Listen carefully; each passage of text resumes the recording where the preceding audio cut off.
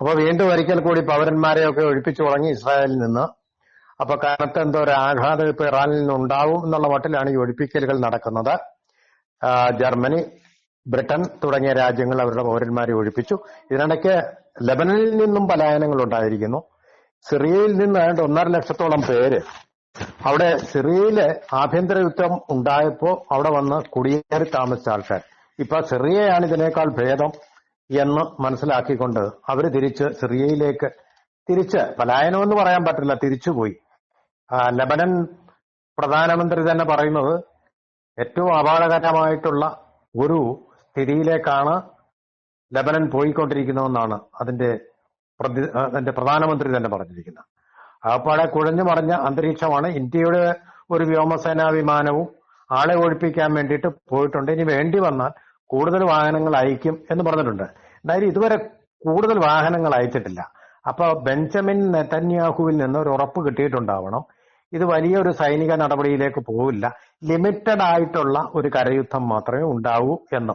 അല്ലെങ്കിൽ ഇപ്പൊ ഇന്ത്യയിൽ നിന്ന് ധാരാളം വിമാനങ്ങൾ ഇപ്പോ അവർ തമ്മിലുള്ള ചർച്ചയെ തുടർന്ന് പോകേണ്ടതാണ്. അങ്ങനെയൊന്നും ഉണ്ടായിട്ടില്ലാത്തത് കൊണ്ട് അതൊരു നല്ല കാര്യമെന്നേ പറയാൻ പറ്റൂ.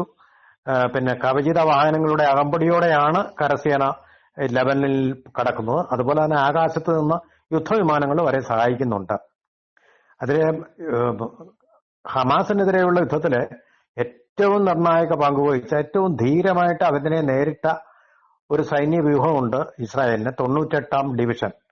അതുകൂടാതെ അർദ്ധ സൈനിക വിഭാഗം, അതുകൂടാതെ നേരത്തെ തന്നെ ഈ സൈനിക പരിശീലനം അവിടെ എല്ലാ പൗരന്മാർക്കും നിർബന്ധമാണ്.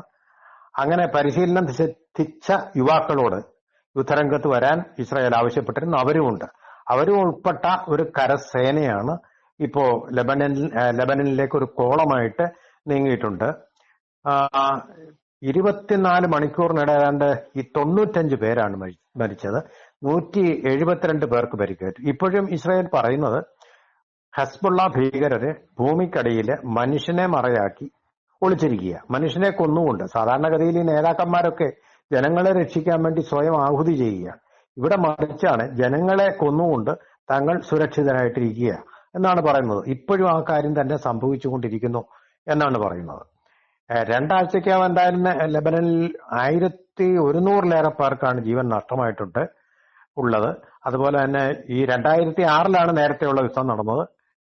ലെബനന്റെ ഇസ്രായേൽ അന്നും കരയുദ്ധം. അപ്പൊ ഒരു സ്ഥിരം പരിപാടിയാണിത്.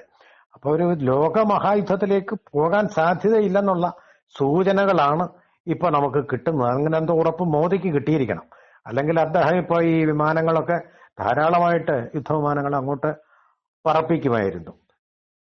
എന്നാലും സ്ഥിതിഗതികൾ അത്ര ഒരു വോളട്ടൈൽ സിറ്റുവേഷൻ തന്നെയാണ് നിലനിൽക്കുന്നത്. ഇങ്ങനെയുള്ള നയതന്ത്ര ജീവനക്കാർ, അവരുടെ ആശ്രിതർ, അതുപോലെ തന്നെ ആരോഗ്യ പ്രശ്നമുള്ള പൗരർ എന്നിവര് അടക്കം 110 പേരെയാണ് ജർമ്മനി ഒഴിപ്പിച്ചത്. ഒരു കാനഡ ആണെങ്കിൽ 45,000 പേര് ഉണ്ട് അവർക്ക് അവിടെ കാനഡയിൽ. അവരോട് സുരക്ഷിതമായിട്ട് അവിടെ താമസിക്കാൻ വേണ്ടി പറഞ്ഞിരിക്കുകയാണ്. അത് കൂടാതെ പോർച്ചുഗൽ, ബൾഗേറിയ, ജപ്പാൻ, ഫിലിപ്പീൻസ് എന്നിവയും അവരെ ഒഴിപ്പിക്കാനുള്ള നടപടികൾ തുടങ്ങിയിരിക്കുകയാണ്.